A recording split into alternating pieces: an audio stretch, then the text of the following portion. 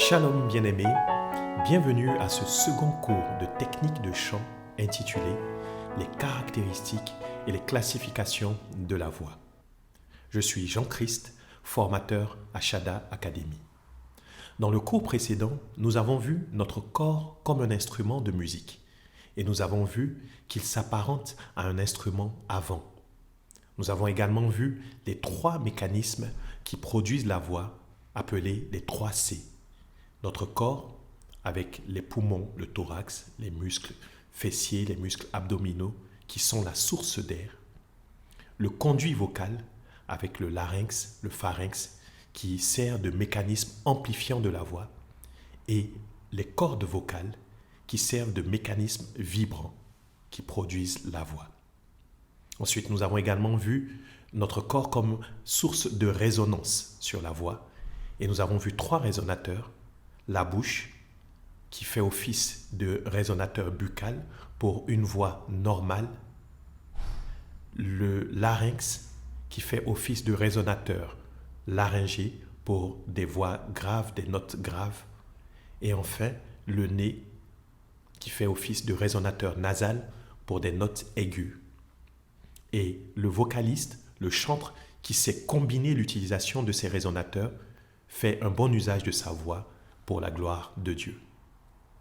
Dans ce second cours, nous voyons maintenant les classifications et les caractéristiques de la voix.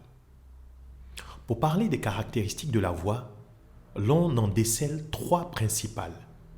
La première, c'est le timbre de notre voix. Le timbre vocal est identifié à la qualité sonore de notre voix, l'identité culturelle de notre voix. Je l'illustrerai en parlant de moi-même. Je suis de nationalité ivoirienne et j'ai grandi en Côte d'Ivoire à Abidjan. Cependant, au lieu que ma voix s'identifie au timbre vocal des jeunes de ma région, à cause du fait que dès mon enfance, j'écoutais des chansons françaises et des cantiques américains, le timbre de ma voix a été formaté au fur et à mesure des années par ce que j'écoutais.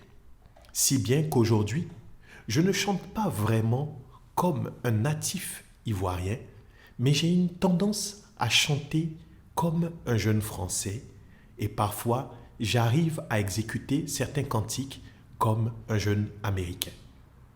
Cela prouve que le timbre vocal n'est pas quelque chose de figé, de statique. Le vocaliste, chantre de l'Éternel, qui veut exécuter des cantiques qui toucheront un grand nombre de personnes, peut, avec la grâce de Dieu, travailler les différents timbres vocaux des personnes qu'il cible. Je vais faire un exemple pratique avec le cantique « Les cieux proclament ». Ce cantique, dans sa version la plus simple, se chanterait ainsi. Je dirais dans un timbre français. Les cieux proclament la gloire du ressuscité. Le voici exécuté dans un timbre français classique. Si un jeune vocaliste influencé par le timbre vocal des jeunes de la culture urbaine de la jeunesse ivoirienne devait exécuter ce cantique, voici comment il chanterait ce cantique. Il dirait par exemple « Les cieux proclament en haut la gloire du ressuscité. » Vous voyez, juste pour donner un exemple. Un vocaliste venant des États-Unis le chanterait en anglais avec une couleur R&B, une identité culturelle afro-américaine. Cela donnerait ceci. All heavens declare, oh, the glory of the risen Lord. Vous voyez? Donc, dépendamment de l'identité culturelle qui est affectée à la voix, le timbre également se dégage. Un vocaliste qui vient d'Italie et qui est habitué à une identité culturelle baroque, donc d'opéra, chanterait ainsi. Les cieux proclament la gloire du ressuscité. Vous voyez? Donc, avec ces 3 exemples que je viens de donner, j'essaie simplement de vous dire que le timbre vocal, qui est la première caractéristique de la voix, est d'abord lié à l'identité culturelle du vocaliste, mais peut également se travailler dépendamment des personnes que l'on veut toucher par le chant chrétien. Après cette caractéristique, la deuxième s'appelle l'ambitus. Et par ambitus, on entend l'étendue de toutes les notes que le vocaliste peut atteindre, partant des notes les plus graves jusqu'aux notes les plus aiguës. Enfin, la troisième et la dernière caractéristique est appelée la tessiture. Et par tessiture, on entend les notes dans cet intervalle de toutes les notes possibles touchables par le vocaliste, uniquement les notes sur lesquelles il y a de l'aisance, il y a du confort dans l'exécution du chant. Ainsi, si je prends en m'aidant du piano qui est devant moi cette note-ci, j'arrive à la toucher par le chant. Si je prends cette autre note, vous voyez que la note sort difficilement. Mais j'arrive quand même à produire un peu le son, mais le son est difficile à produire.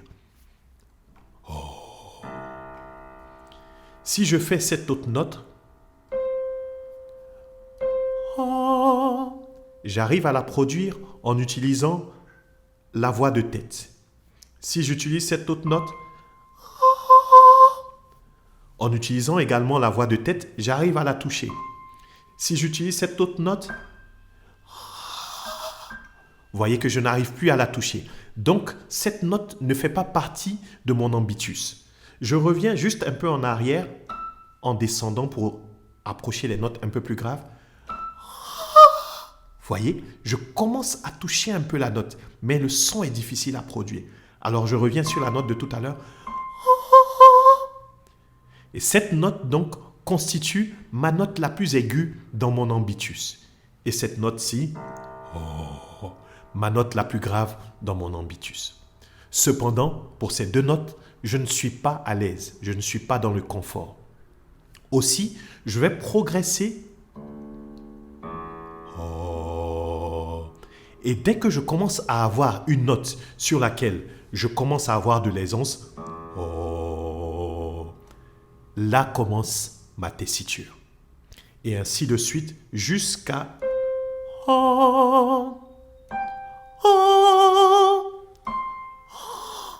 Non, cette note ne fait pas partie de ma tessiture.